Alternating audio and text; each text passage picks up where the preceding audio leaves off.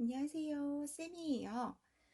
오늘은 2021년 어린이집 평가 매뉴얼 한국보육진흥원 보건복지부에서 나온 챕자를 활용하여서 이야기를 나누어 보도록 하겠습니다. 평가제 준비는 잘 진행되고 계시나요? 많이 고민되실 선생님들께 자료 정리해서 알려드리도록 하겠습니다.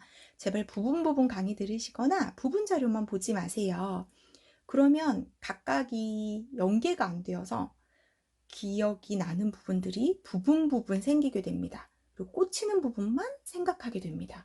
그렇게 되면 결국 개정 부분이 생길 때마다 혼란을 겪으실 거예요.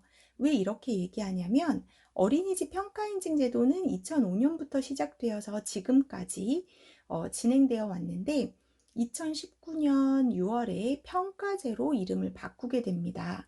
그런데 이게 다 바뀐 게 아니에요. 평가 인증 제도부터 개정되면서 발달되어 온 겁니다. 그래서 평가제 기간 어떻게든 그냥 잘 넘기자 이런 생각을 하게 되면 앞으로도 평가제는 계속해서 개정 부분이 생길 것인데 그때마다 혼란을 겪으실 거예요. 그래서 평가 인증이랑 평가제의 말이 아직도 헷갈리시는 분들이 많이 계세요.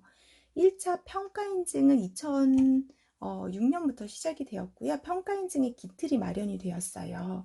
2차 평가 인증은 2차 평가 인증과 중간에 3차 통합지표 사이에 3차 시범지표라는 것이 또 있었어요. 그렇게 해서 한 거의 4단계쯤으로 평가 인증 제도가 변화되어 왔는데 이것은 신청 어린이집에 한해서만 평가 인증 제도를 실시하게 됩니다. 그런데 평가제로 바뀐 이유는 전체 어린이집의 질 관리를 위해서 평가제로 바뀌게 되었어요. 왜 그렇게 되었냐면 옛날에는 우후죽순처럼 생겨나는 많은 어린이집이 결국 양은 채워졌지만 질이 확보되지 않았기 때문에 평가 인증이라는 장치를 통해서 질적 수준을 높이고자 했던 거예요.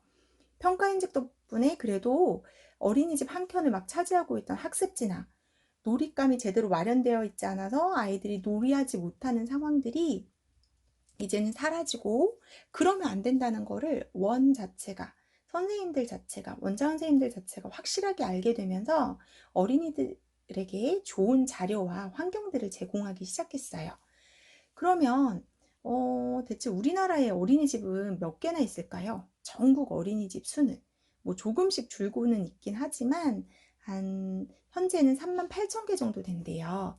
2019년까지 이 38,000개 중에 84.3%가 인증을 유지하고 있는 것으로 나타났고, 그러면 인증을 전혀 하지 않고 있던 15.7%는 뭐냐?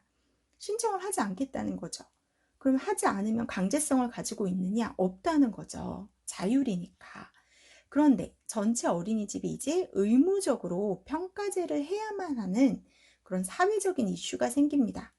뭐냐면 바로 아동 권리 보호, 아동 학대 예방, 안전 관리 강화 이 세 가지 때문이에요. 이 부분이 어디에 나오는지 한번 살펴볼게요. 어린이집 평가제 시행을 보면 추진 배경, 추진 경과, 추진 목적, 주요 내용이 있습니다. 넘어가시고요. 우리가 오늘 살펴볼 거 아까 이야기 드린 평가 인증 제도가 변화가 이렇게 되어 왔다. 1차부터 3차까지. 그리고 이거는 아까 이야기 드린 전국의 어린이집의 인증 현황이에요. 그런데 보면 여기 나와 있죠. 아동권리보호, 아동학대 예방, 그리고 안전관리 강화에 대한 사회적 요구의 증가로 어린이집 질 관리에 대한 필요성이 제기가 되었고 보육, 양육에 대한 사회적 책임이 강화되면서 평가제에 대한 법적 근거가 마련이 되었습니다. 그래서 평가 자체의 목적을 두기보다 안심 보육 환경 조성에 기여하고자 평가제가 마련이 되었다는 거예요. 그래서 어린이집 평가제는 평가 인증과는 확실히 다릅니다. 전체 어린이집이 참여해야 되고요. 보육의 사각지대가 발생하지 않도록 아동 권리와 학대 그리고 안전 강화를 위해서 평가제가 실시가 되었다는 겁니다.